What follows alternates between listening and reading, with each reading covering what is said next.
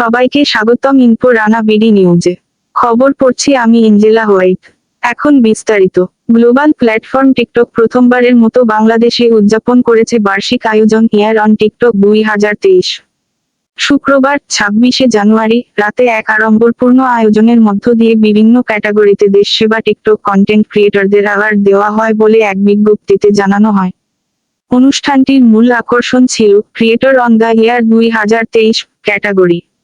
এই বিভাগে অ্যাওয়ার্ডটি পেয়েছেন আয়মান সাদিক। এছাড়া সেরা ফ্যাশন ক্রিয়েটরের পুরস্কার পেয়েছেন স্টাইল হার্ট এবং সেরা বিউটি ক্রিয়েটর হিসেবে পুরস্কার পেয়েছেন লাইফ ইস নিউ। সেরা ফুড ক্রিয়েটর ছিলেন ফুডখোর এবং সেরা উদীয়মান ক্রিয়েটর হিসেবে পুরস্কার পেয়েছেন কিক্স অ্যান্ড সিক্স। ব্যতিক্রমী কন্টেন্ট নির্মাণের জন্য পুরস্কার পেয়েছেন দ্য মাহিম মিক্স। শিক্ষামূলক কন্টেন্ট বানানোর জন্য মুনোজেরিন। শহীদ পুরস্কার পেয়েছেন লার্ন অন টিকটক ক্রিয়েটর ক্যাটাগরিতে।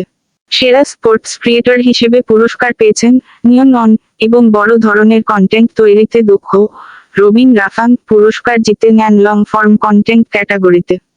এছাড়া লোকেশন ট্যাগিং ফিচারটি দারুণভাবে ব্যবহার করার কারণে best use of location tagging এর জন্য সেরা হয়েছেন ফুডিশি।